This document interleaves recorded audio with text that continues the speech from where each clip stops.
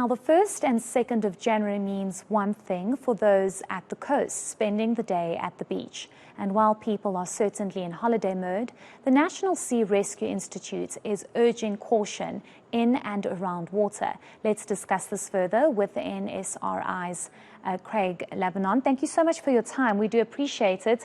I want to just start off with news that's just come in. And while this is not coming from the beach, it is a very worrying situation. 3 kids have reported to have drowned at a nearby stream, and one body has been recovered in Soweto. And this is often what we find here in Gauteng, where we don't have the luxury of being at the beach, where you find many going to these little streams and these rivers unsupervised, and then you have these tragedies happening. Yes, sure, absolutely. And we have appealed to all South Africans and tourists visiting our country on our coastal waters and inland waters, and even your swimming pool at home, that should have a cloak of safety around it. The concern is that there has been unpredictable weather with storms inland causing these rivers, sometimes way further upstream, to go into flood, and people further downstream that aren't expecting flooded waters to come their way to suddenly find themselves in flooded waters. So rivers, lakes, dams, any body of water, a safety-conscious approach is required, but also to be aware that fast-flowing rivers, swift water, and bridges that are submerged underwater shouldn't be crossed, correct? Certainly, you touch on an important point. The weather has not been great here in Gauteng, lots of rain, so that obviously increases the pressure of the water flow. But let's move over to the coast now. In my introduction, we mentioned that many are on holiday, many are at the beach, having fun. But there also needs to be some kind of concern and caution when it comes to being at the beach. Maybe just speak to us about that. Yeah, so rip currents do remain the greatest cause of drowning. Sadly, rip currents have contributed to accidents over this festive season. And our thoughts are with all of those families that have either lost loved ones or whose loved ones remain missing. To go into the new year with that, it's a tragedy. We're appealing to everybody to be safe on all waterways, coastal and inland water. But if you're going to go to a beach on our coast, only swim at beaches protected by lifeguards, obey the instructions of the lifeguards, swim in between the safety marked swimming zones that they post using their red and yellow flags. Our lifeguards are looking out for where the strong rip currents are forming, and they'll move their flags away from that. It might happen in the middle of the day that they have to move their flags again.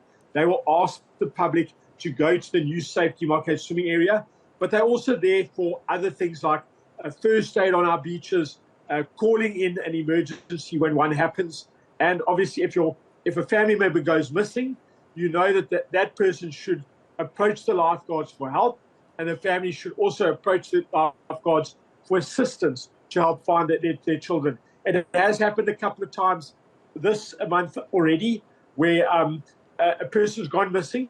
It's been called in as suspected to be missing in the water, and unfortunately later found, although a massive response was initiated, later it was found that they were actually safe on the beach, but they had wandered off, and that's good news for everybody. We're all on high alert. Our NSRI volunteers, police, law enforcement, fire and rescue services, ambulance services, and all of the community networks. We're all on high alert for public safety, but we're also appealing to the public to cooperate and to share with us our desire that everybody gets through this new year in the first few days and the 2023 safely. You spoke about unfortunate accidents that have already occurred. Do we know what those numbers look like? So, look, it's always difficult because one year is never the same as the next year. So we don't delve too much into a specific statistic. But the NSRI has done a study with our Dr. Jill Fortain, which has shown that the greatest people at risk of drowning are children, and that most drownings occur, a greater number of drownings occur inland than around our coast. But that doesn't sway from the fact that one person losing their life to a drowning accident is all we need to say that we need to find a way to stop this. The NSRI has embarked on a massive drive to teach children survival swimming, how to call in an emergency, and a bystander CPR. We've already these containers that we are being donated, which we are building a swimming pool inside and taking those to rural areas to teach people that, because we can obviously do that with swimming pools in the cities, but the idea is to eventually have a whole nation full of people who can do survival swimming, call in an emergency, and do bystander CPR.